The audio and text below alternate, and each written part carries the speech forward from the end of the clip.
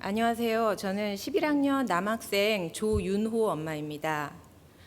제가 이 자리에 서게 된 이유는 하나님이 우리의 인생을 어떻게 선하게 인도하시는지, 또한 환경이 얼마나 우리 아이들을 변화시킬 수 있는지 직접 보고 깨달은 사람으로서 어렴풋이 알고 계신 분들에게 확실한 증인이 되기 위하여 이 자리에 나왔습니다.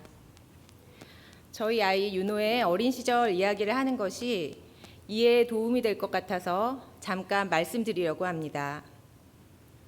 저희 아이는 대치동에서 나고 자라서 중학교 2학년까지 다니고 GBCS에는 9학년에 편입하였습니다. 윤호는 천성이 내성적이고 온순하고 탐구적인 아이였습니다. 그래서 집 밖에 나가서 운동을 하거나 친구들과 노는 것보다는 주로 집에서 혼자 책 읽는 것을 좋아하는 아이였습니다. 그렇다 보니 지적으로는 영리함을 보여주었지만 사회성은 떨어졌어요. 저는 그런 아이를 일찍부터 사교육에 보내는 것을 원치 않았고 책 읽는 시간을 많이 확보해 주려고 노력했습니다. 저는 너무 어릴 때부터 사교육을 받는 것이 아이들에게 독이 된다고 확신했습니다. 그러나 초등학교에 들어가고 정보의 홍수 속에서 그 확신은 점점 흐려졌어요.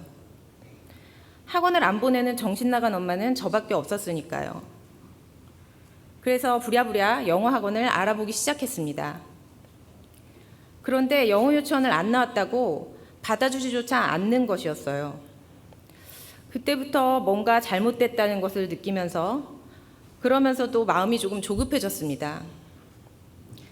할 수 없이 집 앞에 널린 학원들을 두고 멀리 버스를 타고 다니게 되었고 아이는 영어학원 가는 날은 매번 배가 아프다, 머리가 아프다 하며 안 가는 날이 더 많았습니다.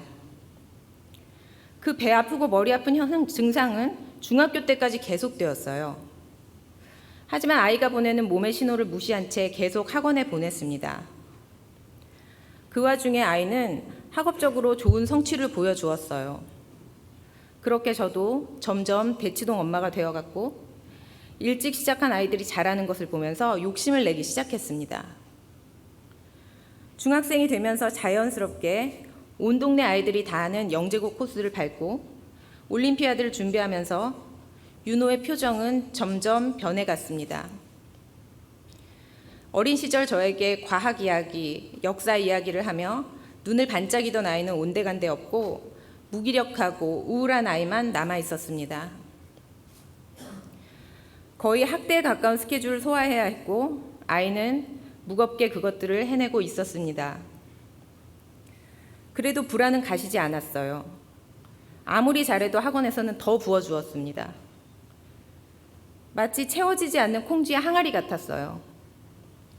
초등학생이 중등 과정을 공부했고 중학생은 고등을 공부했지만 아이는 불안했습니다. 제가 아무리 괜찮다, 잘하고 있다 그렇게 말해도 아이에게는 위로가 되지 않았어요.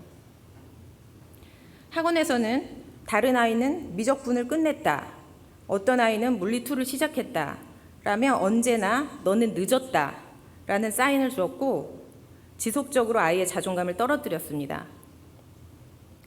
학교 선생님은 탈 없는 평가 외에는 도통 관심이 없어 보였습니다. 아이의 우울감은 더 깊어졌고 점점 더 게임에 빠져들었습니다. 저는 앞이 보이지 않는 길에 서 있는 것 같이 무서웠습니다. 교회에 가서 매일 울면서 기도했어요. 성적이 올라 자존감을 회복하게 해달라고요. 어느 날 학원 숙제를 하던 아이가 어두운 눈빛으로 저를 바라보며 말했습니다. 저 지금 버티고 있어요. 더 이상 버티지 못할 때 저는 어떻게 해야 되죠? 그때 그 진지하고 무거운 아이의 표정 앞에서 뭐라 제대로 대답을 하지 못했습니다. 그리고 그 질문은 제 마음에 깊게 남게 되었어요. 하나님은 아이가 보낸 사인을 놓치지 않게 해주셨습니다. 그때부터 제 마음속에 많은 질문이 시작되었습니다. 우리 아이들은 이대로 괜찮은가? 올바른 가치관이 세워지고 있는가? 인격이 제대로 성장하고 있는가? 자신을 사랑하는가?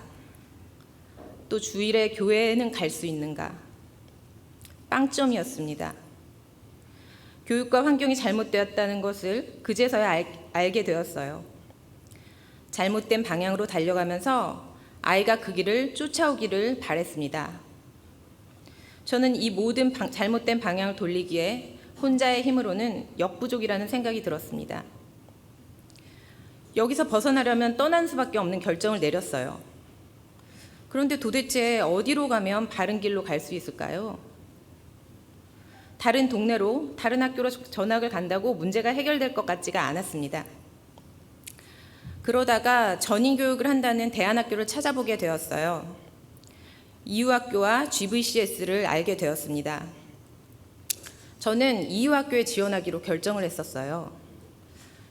GVCS를 선택하지 않은 첫 번째 이유는 그 당시에 코로나가 너무나 심했고 GVCS는 기숙사에 보내야 하니 저 어린 것을 떼어놓을 수는 없다라는 것이었고요.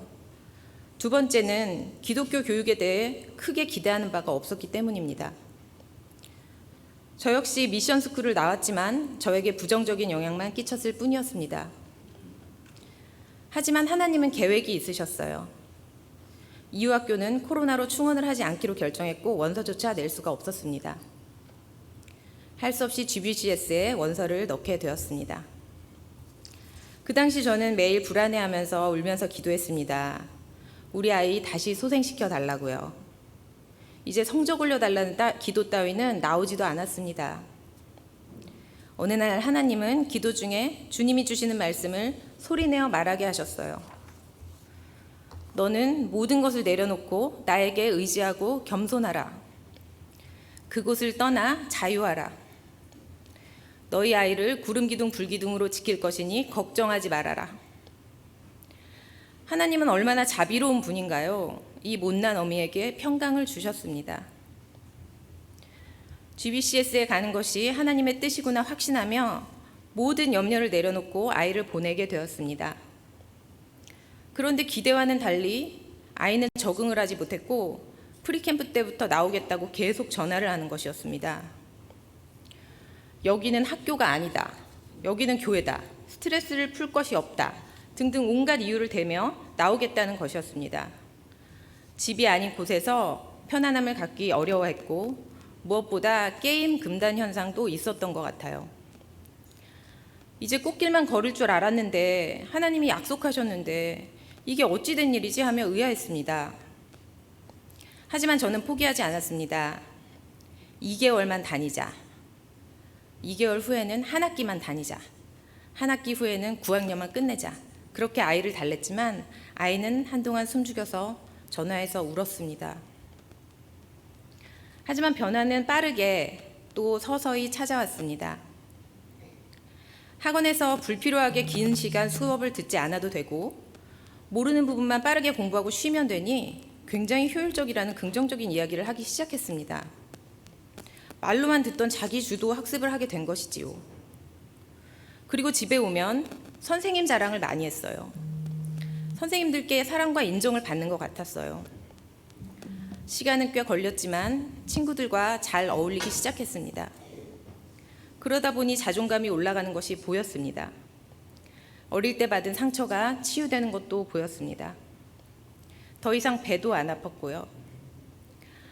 불행하다 말하던 그 아이는 점점 사라지고 있었습니다. 2년 반이 되어가는 지금 윤호는 당당히 11학년이 되었고 학교를 사랑하고 스스로 성경책을 펼쳐 읽고 종종 새벽 예배에 나가고 셀 리더를 감당하고 토요 영어학교에서 아이들을 가르치고 학업에도 열심인 편안하고 자신감 있는 아이로 변화되었습니다. 하나님은 다 계획이 있으십니다. 하나님의 윤호에 대한 계획은 대치동에서 세상 나라 욕심으로 자라는 것이 아니라 하나님 나라의 백성이 되고 성경적 가치관으로 올바르게 자라나는 것이었습니다.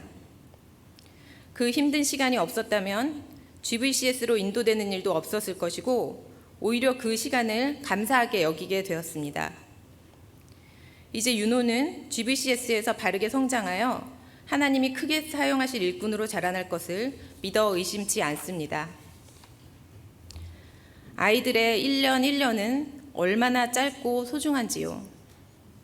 그 시간을 허비하지 않게 하시고 바른 길로 인도해 주시고 또한 모든 필요를 채워주신 여호와 일의 하나님을 찬양하며 이 간증을 마치겠습니다.